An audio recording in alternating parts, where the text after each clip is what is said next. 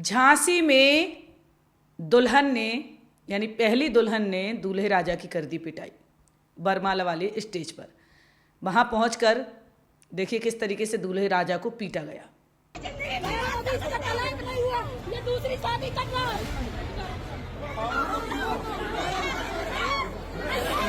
ये दूल्हे राजा को पीटा गया, बुलाई गई यहाँ पर पुलिस।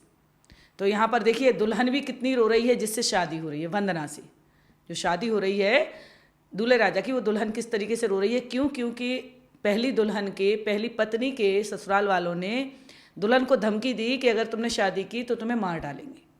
देखिए इसका बयान सुनिए। हाँ पता था हमें, इनका तलाक हो चुका था। हमने कागज़ देखकर ही सगाई की थी। सगाई की बात भी 3 महीने डली रही थी। सगाई 6 महीने हो चुके हैं। सगाई को धूमधाम से सगाई हुई।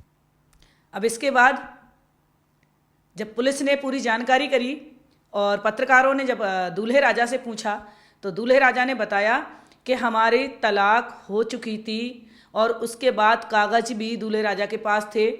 दूल्हे राजा ने बाकायदा पूरे 5 साल तक कोर्ट में केस लड़ाए पर इन्होंने तारीखें नहीं की। पहली पत्नी सारिका ने तारीखें नहीं की। तलाक के कागज भी इनके घर पर पहुंचे पर इन्होंने लौटा दिए।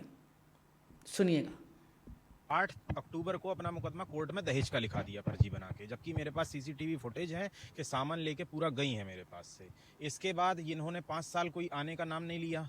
2024-23 में मैंने इनके खिलाफ कोर्ट में तलाक का मुकदमा फाइल किया कि मुझे तलाक चाहिए। इनके पिताजी कन्नौज डिस्ट्रिक्ट में इंदरगढ़ में ही पोस्टमैन है। इन्होंने कोई भी कोर्ट का नोटिस नहीं लिया। सब इनके पिताजी ने नोटिस वापस कर दिए अपने प्रभाव से। घर पर नहीं है, ताला लगा है, ये है वो है दिखा के सारे नोटिस इन्होंने वापस किए।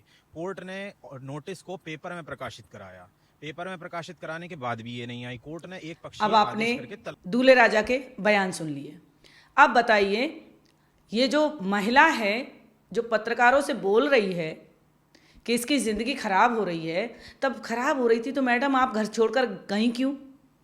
आप घर से जेवर भी ले गई, पैसे भी ले गई। ये अच्छा है कि उनके घर में कैमरे लगे हैं। अगर कैमरा ना लगे होते तो तुम तो बहुत ही ज़्यादा इल्ज़ाम लगा देती। और जब 5 साल तक तुम्हारी समझ में नहीं आई कि तुम्हारी ज़िंदगी खराब हो रही है तो तुम पहले घर पर लौटकर क्यों नहीं आई? तारीखें आपने क्यों नहीं की कोर्ट में जब आपको पता था कि आपके पास सम्मन पहुंच रहे हैं? कानून को तुमने छोटा मोटा समझा है? कानून को अपनी जेब में रख लिया था? जब आपके शादी के तलाक का केस कोर्ट में चल रहा था तो आपको क्या करना चाहिए था? तारीखें करती पेपर में निकला, आपने पेपर में नहीं देखा। उस लड़के ने सारे कागज आज संभाल के ना रखे होते तो तुम तो उसको जेल पहुंचा देती। जिस तरीके से आज तुम मीडिया के सामने भड़क रही हो, चटक रही हो और तुम्हारी शकल सूरत से तो ये लग रहा है कि तुम ही खतरनाक हो। ये अच्छा हुआ कि उसका तलाक तुमसे हो गया। देखिए पुलिस वाले का बयान। आज थाना सदर बाजार में 112 के माध्यम से एक सूचना आई कि एक शादी समारोह हो रहा है, उसमें आपस में झगड़ा कर रहे हैं। तत्काल मौके पर पुलिस पहुंच करके और दोनों पक्षों को वहां से लाया गया और ज्ञात करने पर पता चला कि जो अभिजीत उर्फ दिव्य प्रकाश जो कि सिमरदा का रहने वाला है थाना सदर बाजार, इसमें पूर्व में शादी हो चुकी थी। उसका तलाक 20/4/24 को। बताइए, सुना आपने पुलिस वाले ने क्या बोला है कि सारे कागज लड़के के यानी दूल्हे के सही पाए गए। तो लड़का पक्ष अपनी जगह पर सही पाया गया और लड़की ने भी ये कहा कि उसने पूरे कागज देखे थे कि हाँ इनका तलाक हो चुका है कानूनी तौर पर। 6 महीने तक सगाई भी पड़ी रही, इसके बाद भी इसने कुछ नहीं बोला। तो ये सब क्या था? ये सब था वायरल होने का तरीका कि तलाक तो हो ही चुका है, शादी तो ख़त्म हो ही चुकी है पहली वाली, तो इसमें मार धाड़ करेंगे तो ये तो पिटेगा पिटेगा, इसकी बेइज्जती भी होगी, खुशियाँ इसके पास पहुँचेगी नहीं, दुख तो इसको सारी ज़िंदगी रहेगी। ऐसे कैसे खुशियाँ मना सकता है ये? इसलिए ये तमाशा पूरा किया गया। ये वायरल होने का तरीका था। अब मीडिया के सामने देखिए कितनी बेबाकी से वो जवाब दे रही है। उसको एक पल को भी ये नहीं लग रहा कि वो मीडिया के सामने बोल कैसे रही है। अगर ये सही थी तो वही 5 साल आप अपने घर पे कैसे रह सकती है? कोई लड़की जिसका घर परिवार बस जाता है, जिसका घर संसार बस जाता है, जिसको पति और प्यार और घर से हो जाता है, बाल बच्चों से प्यार हो जाता है, तब तो आप घर में रहती।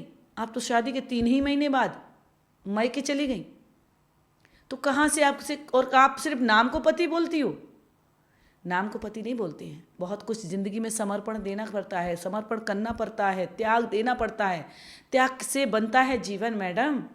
ऐसे नहीं बनता कि आपने लिया और बस आपने तो सोच लिया कि हो गया, शादी ही नाम है और वही पति है, तो ऐसे नहीं चलता जीवन। वीडियो अच्छी लगे तो शेयर जरूर कीजिएगा।